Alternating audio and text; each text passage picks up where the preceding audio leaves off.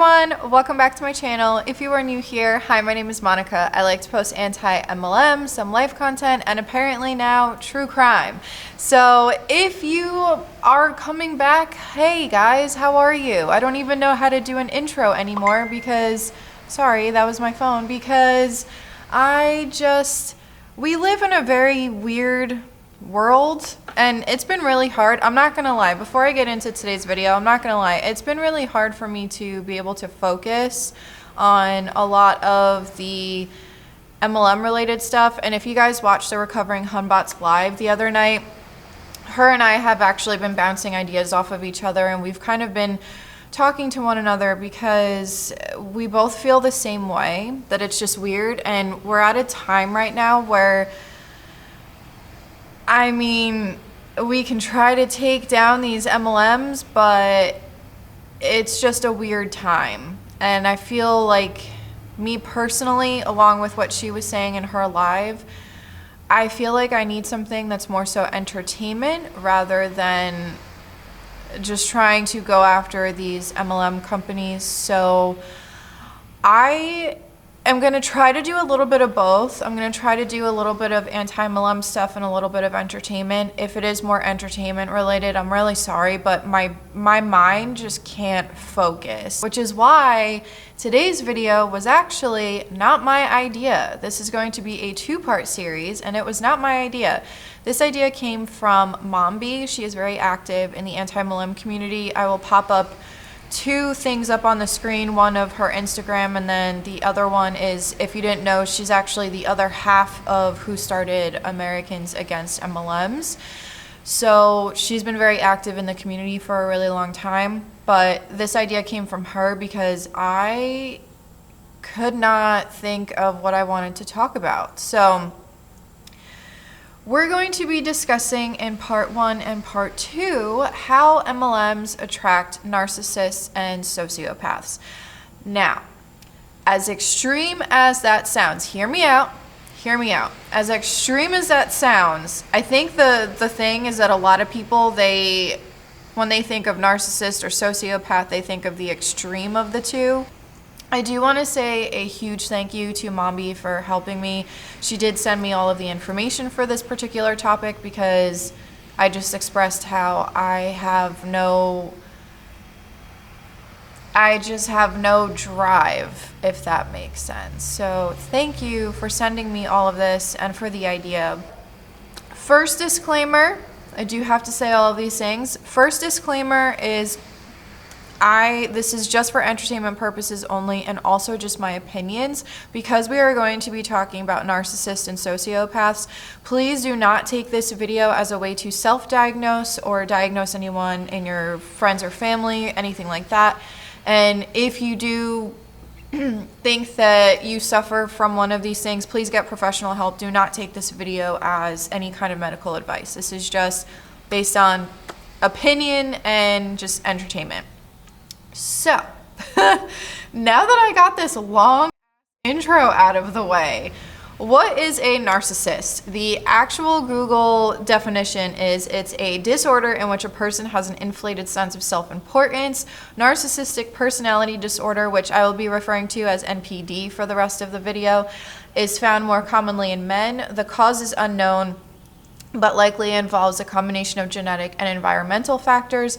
Symptoms include an excessive need for admiration, disregard for others' feelings, and an inability to handle any kind of criticism, and of course, self-entitlement. So, like I said, this disorder, it does have to be diagnosed by a professional. Don't take this video and self-diagnose yourself. Please, talk to a professional. I have to say that a bunch of times. But basically, in other words, what NPD is characterized is just a lack of feeling for other people and just this feeling that you're more important than others.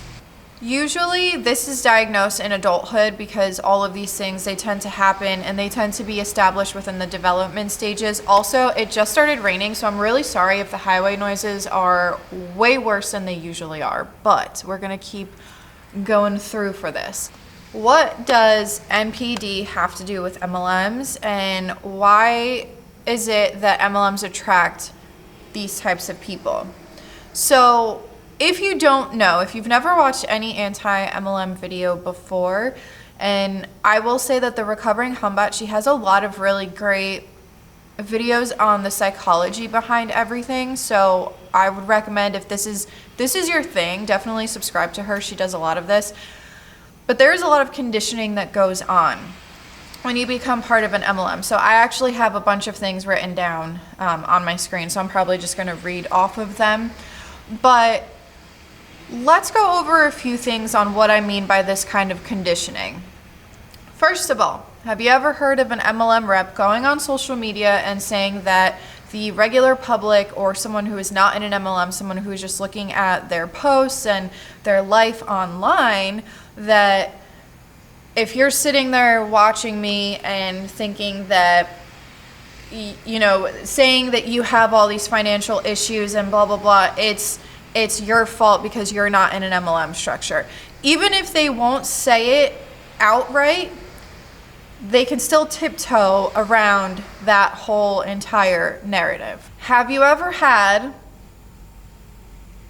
I'm not gonna lie, I'm gonna use an example of myself in the future after I talk about a few things.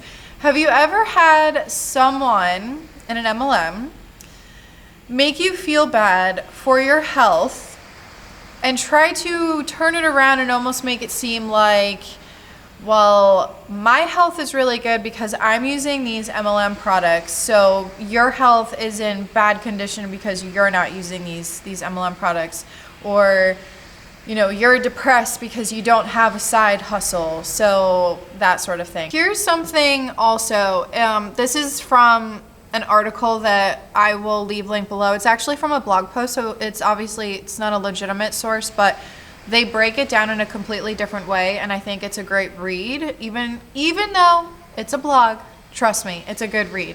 MLM reps are taught to not be sympathetic to other human beings. They will suggest that the regular public deserves the issues they are experiencing because they are not involved in an MLM. And here's a good example of why I said I would use myself. All right, so y'all know how I was part of 2 MLM companies. Well, I did the cringy posts that a lot of you guys see of, you can go to the bar and spend money at the bar. You can go to Target and buy something new every single day. You can go to Starbucks every morning and get a coffee, but you can't join my team. So your financial issues are your fault. You can't tell me that you're complaining about your financial issues when you're doing all of these things, and that's not an excuse to not join my team. So, yes, I was that person. But I wanted to use this as an example because that's not something that I would normally say. What I would normally say is that if you're spending this money, oh my gosh, it's gonna sound like a freaking rainforest in this video because it's just getting worse with the rain and there's more traffic than usual. I'm so sorry, guys. But this is not something that I would normally say to a person. What I would normally say to a person is that if they are in some kind of financial debt or some kind of financial hole, if you're doing all of these other things, you shouldn't be doing it because you should be getting yourself out of this massive amount of debt, or you should be doing something. You should be saving your money. You should, whatever the case may be. But Monica, who is in an MLM, didn't think that way because I was conditioned to think otherwise. I was conditioned that whoever was against the MLM structure or the MLM company, that they were the bad guy, that I'm the good guy, I'm doing my part, I'm helping people, which is something I'll go over a little bit later about how they condition you to think that you're actually helping people. Here's something that I wanted to mention before we go forward because I actually forgot to mention this in the beginning, but all of this comes from the uplines, and we all know that this narrative comes from the uplines. But you have to stop and think and remember, because a lot of people are going to say that this comes from the uplines. But what you have to stop and think of, just stop and think real quick. The uplines had to be conditioned by someone. Who are they conditioned by? The MLM company. So even though there are people that are at the top that I do not agree with, and I think that they are scamming people on purpose and not on accident, But at the same time, these people are making money off of the backs of others.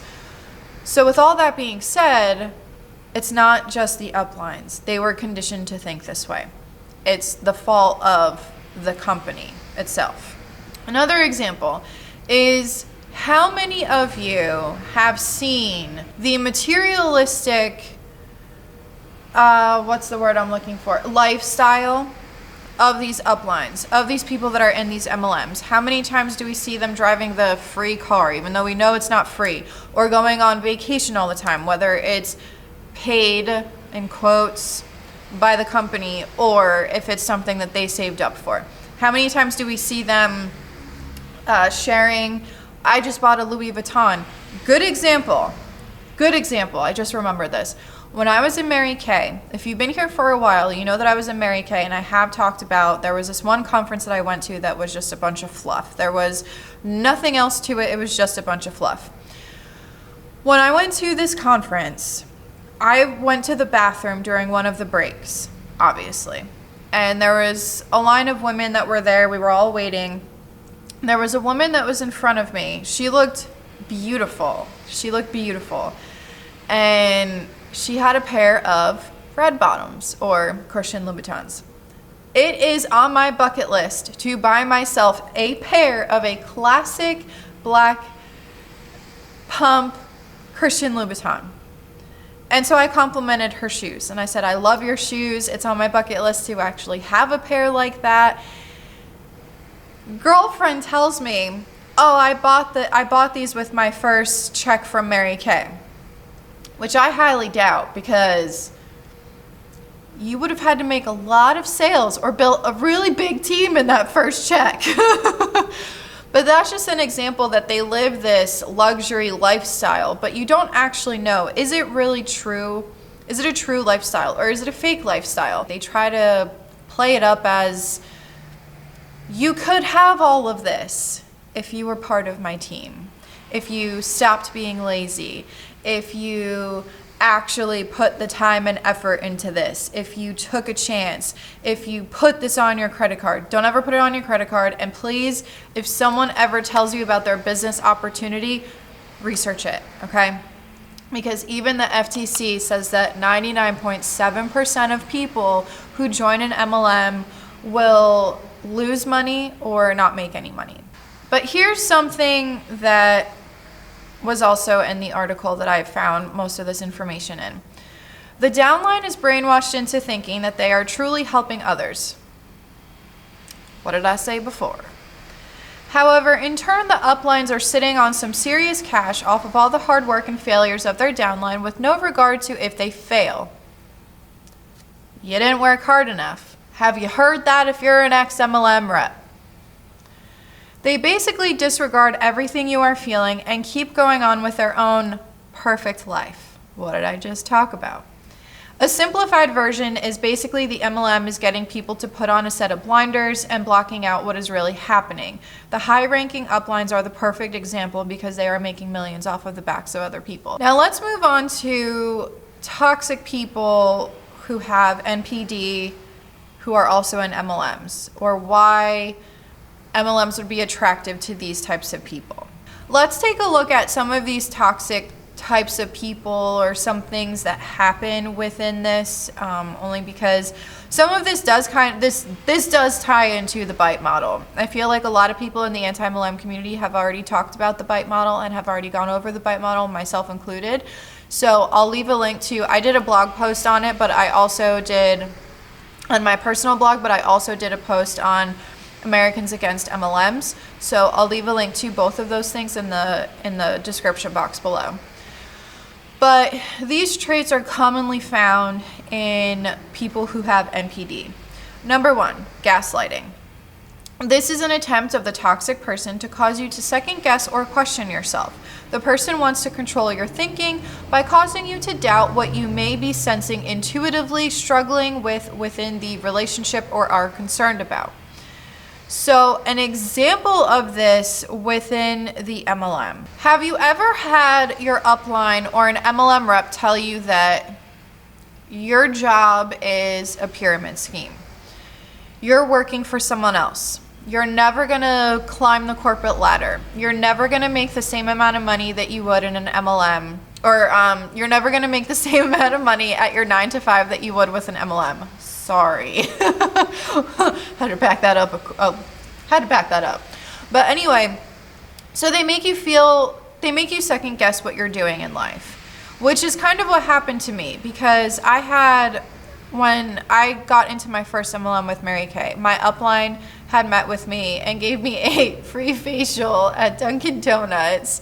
Oh God, I still laugh about that. But anyway, she started getting me to second guess myself. And this woman, I gotta give it to her, she's a great salesperson. She is like, round of applause for her, because she really, and I'm not being petty or anything, but she could literally sell ice cubes to an Eskimo. That's just how good she is. But she started to get me to second guess myself, because she started talking about how I'll never get to the top at my job because there's already CEO, there's already this and that sort of thing. Which, yeah, okay, I get it, but here's the thing that my 9 to 5 offered that Mary Kay or Beachbody would have never been able to offer me. 401k, benefits, pension, paid time off, and when I say benefits, like full paid benefits. None of it came out of my pocket. The company paid for my benefits in full. And when I go on vacation, I can actually enjoy my vacation and not have to work from wherever I am in the world. I can actually enjoy time with my friends and my family.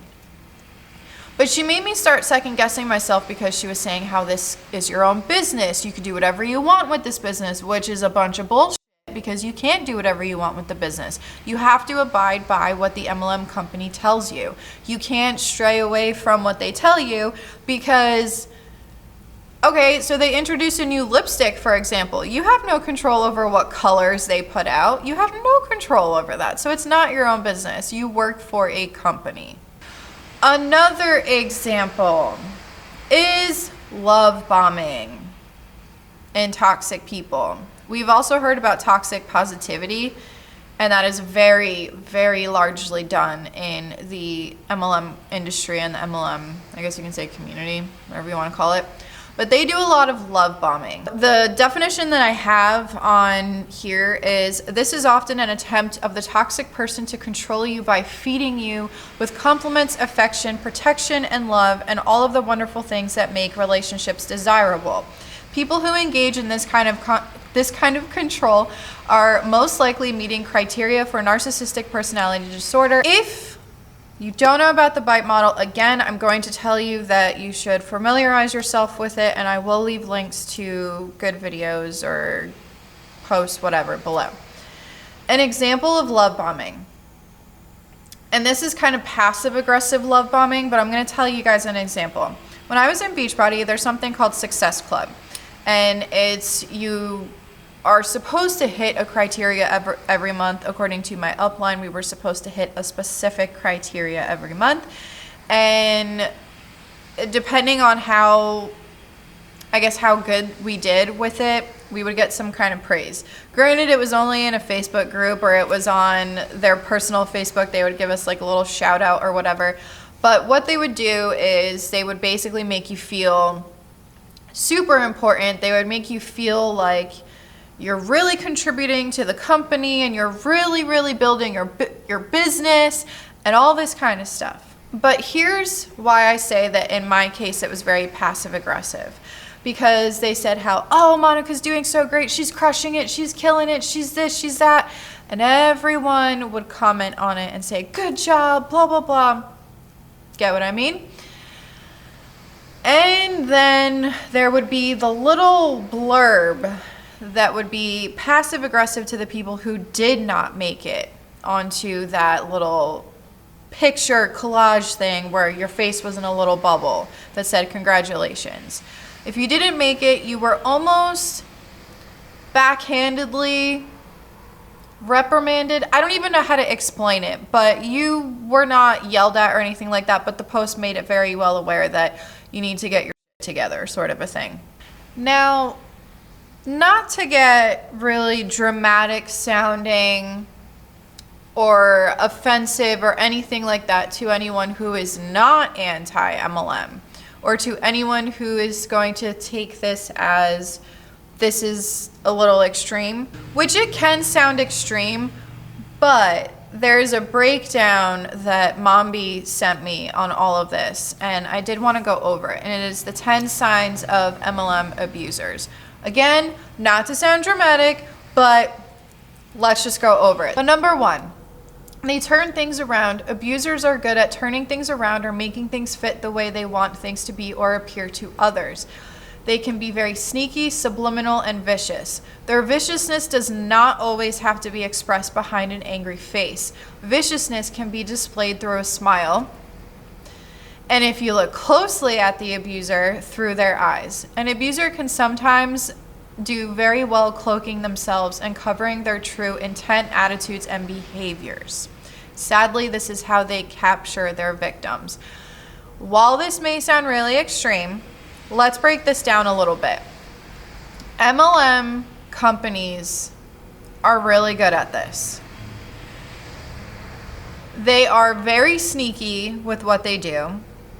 They go to extremes and they'll put on a brave face. And they'll put on this persona of everything is fine. Everything is sunshine and rainbows. And just like it said, they can hide behind a smile. There was a Beachbody coach that I reacted to recently. It was a few weeks ago, and it was sent to me by one of you guys. The person just sounded like a straight up bully when she was trying to defend her job and what she does. But if you take a look at her Instagram, and this is a perfect example of the sneaky behavior, is that there was something that she posted on Instagram. One of you guys actually sent it to me because you knew who I was reacting to. She had used a very serious situation that in most cases can result in the 4-letter R word. I don't know if I can say it here on YouTube, but it starts with an R and it ends with an E. But she had used a situation that had happened to her as a way to, in my opinion, sell a kickboxing program that Beachbody has. And I find that very disgusting. But the reason why I say that it's sneaky in their subliminal messages is because there are people out there who have gone through that. And in their brains, they think, oh, well, I need to do something that will protect me so that this doesn't happen again. Number 2. The moment you decide that the abuser is not a positive force in your life, they can turn on you. Which, how many of you, when you left your MLM, it was instantly, you're the enemy? I think a lot of us have actually gone through that. Number 3. That reminded me of the Tootsie Pop commercial again. I do that in every single video. Every single time that I say number 3, I think of the owl. Number 3. But anyway, number 3. They play mind games. This is something that it might sound very extreme, but it does happen. I have seen it happen. They try to run around in circles to prove a point, but in the end, they don't really make sense. However, if you're in a state of vulnerability, you might actually believe what they're saying. So you might actually believe that this is the way to financial freedom, that this will help you get better, that your job is a pyramid scheme and the MLM structure is not a pyramid scheme. Number 4, they suffocate you with lies. I have seen quite a number of people in MLM companies that do lie. A lot of them don't do their research. They basically just regurgitate what their uplines tell them, and the uplines get that information from the MLM company, or maybe they even make it up themselves, or they find it on a source that's not legitimate. Number 5, they create cliques to go against you. They sometimes lack social confidence, a healthy self-esteem, and power within their relationships. As a result, they will often form an alliance with other people, sometimes with others similar to them, who can go against the victim or at least validate their incorrect view of the victim. An example of this is when they try to tell you, haters gonna hate, distance yourself from the people who don't support you, whether it be friends or family. Yes, I've had people tell me to distance myself from family before because they didn't support my business, but that is a good example. They kind of close you off from the world. Number 6, they create scenes. Think of a child, a little toddler, throwing a temper tantrum in aisle 5 because he was holding a can of beans and mom said that he had to put it back and he didn't want to put it back. Ask me how I know. I've used this analogy in a previous video because I've actually seen this happen firsthand, and I feel so bad for the moms that have to deal with that because, like, a can of beans, how do you try to tell your toddler that they can't hold the can of beans anymore? Because, you know what? Anyway, let's move forward. But think of a temper tantrum. That is what these people are basically doing. How many times have we seen these MLM reps lash out at the anti-MLM community because they are starting to feel the heat and they're starting to feel what's happening in the world? There is one pro MLMer that I've had a few back and forths with here on YouTube, and I will say that she is actually really civil in talking about why she's pro MLM and having a civil conversation with me as an anti-MLMer, because most of the time, and this is like a diamond in the rough kind of a deal, because I don't think I've had positive conversations with pro MLM people. As soon as I came out on Facebook saying that I am anti-MLM, I got blocked, I got unfriended by a ton of people. And it's because they're going to throw this temper tantrum and they're going to cause a scene and they're going to lash out at anyone who does not agree with them. Number 7 is that they use their power against you, which this is, I guess an example of this is the upline who manipulate their downline, and they basically take advantage of the fact that these people are very susceptible for what they're going to be telling them. And these downlines, they trust their upline because their upline has been in the business for a while. They know what they're talking about. They've heard all the narratives from people saying, oh, it's a pyramid scheme or whatever the case may be. So that is an example of that. Number 8 is they are manipulative, controlling, and demeaning. I think that's pretty self-explanatory with the MLM reps. Number 9, they one-up you in a subliminal fashion. Most people know someone who one-ups them. And this is just negativity and an attitude. It's just condescending behavior and that sort of a thing. I personally don't think that I've really experienced that too much. I don't think I ever experienced an MLM rep or like my upline or anything trying to one-up people. But if you have, let me know in the comments section. Number 10, they leave you feeling drained, used, manipulated, and mistreated. This is a good one because when I left the MLM, I finally felt free. I felt like a weight had been lifted off of my shoulders, but at the same time, the person that I became in the MLM was a completely different person than who I was going into it. So I do feel like I was manipulated because some of the things that I was saying on social media are things that I wouldn't have ever said before. And also, I had to talk about literally everything on social media, and I don't like doing that. I don't like talking about all of my struggles. I felt like there were a lot of things that I would not have done if it wasn't for the MLM company. So that is the end of part 1. Part 2, I'm hoping to get up maybe within the next few days.